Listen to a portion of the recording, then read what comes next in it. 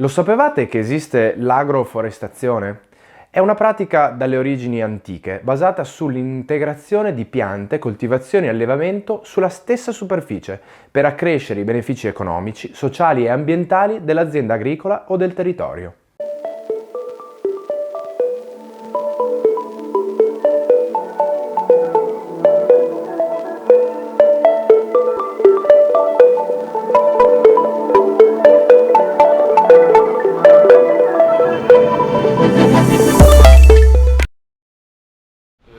Ça a commencé vite, alors j'ai loupé le début.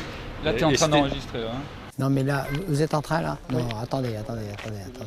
Agroforesterie, C'est en rapport avec la forêt, j'en sais strictement rien. l'agriculture.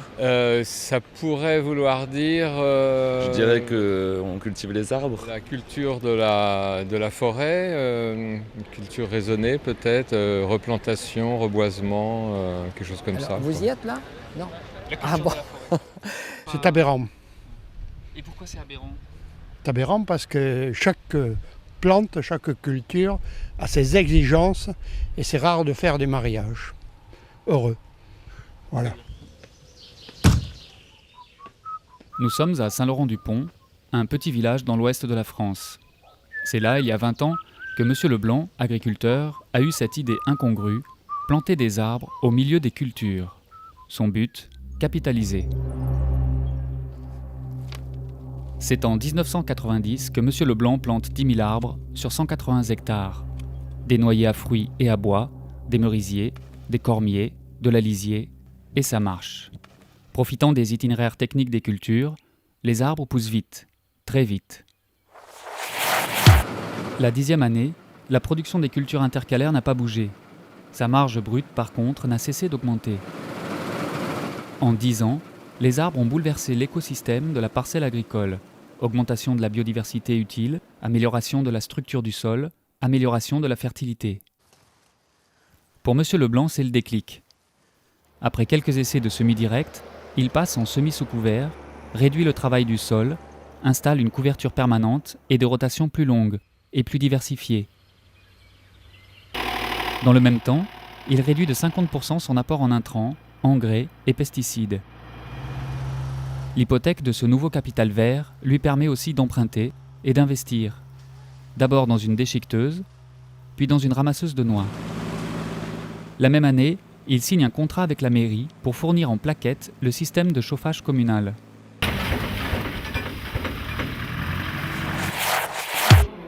Arrivent les années 2000. On parle d'agroécologie, de développement durable, d'agroécosystème intensif, de croissance verte. On parle de taxes, de réglementation. Monsieur Leblanc, lui, continue à cultiver. Ses coûts de production ont été divisés par 3, sa consommation en fuel par 2,5 et son temps de travail sur les cultures par 2. Un temps qu'il consacre à l'accueil, d'abord des agriculteurs, éleveurs, chercheurs et techniciens venus de la France entière pour comprendre et apprendre de son expérience. Mais aussi des touristes qui, le temps d'un week-end, viennent se détendre dans les gîtes qu'il a construits aux abords de ses parcelles. En 2015, tandis que le coût des intrants d'origine minérale ne cesse d'augmenter et les réglementations environnementales de se durcir, M. Leblanc réduit encore ses intrants. Le non-travail du sol, associé à la ligne des arbres, ont permis de multiplier par 3 la quantité d'auxiliaires des cultures. M. Leblanc n'utilise pratiquement plus d'insecticides ni de fongicides. Alors que le coût des engrais indexés au pétrole atteint la barre des 400 € par hectare, M. Leblanc, grâce à l'apport combiné des arbres et du BRF, diminue ses charges à moins de 150 € par hectare.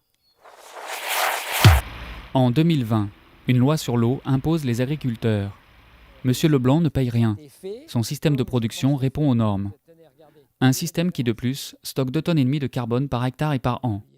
À ce titre, M. Leblanc perçoit une prime carbone annuelle sur la base de 120 € par hectare, soit 54 000 € par an.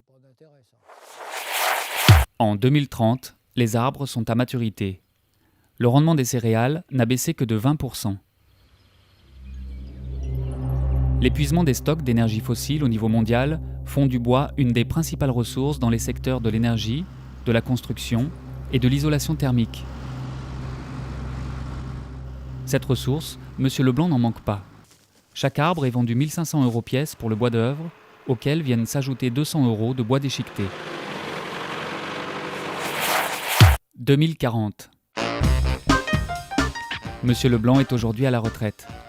Alors que les réserves mondiales de potasse et de phosphate touchent à leur fin, que les budgets de l'industrie agrochimique, dans son combat face aux nouvelles résistances, atteignent des sommets, et que l'eau est devenue le principal facteur limitant de l'agriculture, les enfants de M. Leblanc héritent d'une exploitation durable au capital foncier de plusieurs millions d'euros. Nous pourrions tous rêver d'un tel scénario. Est-il pourtant si illusoire ?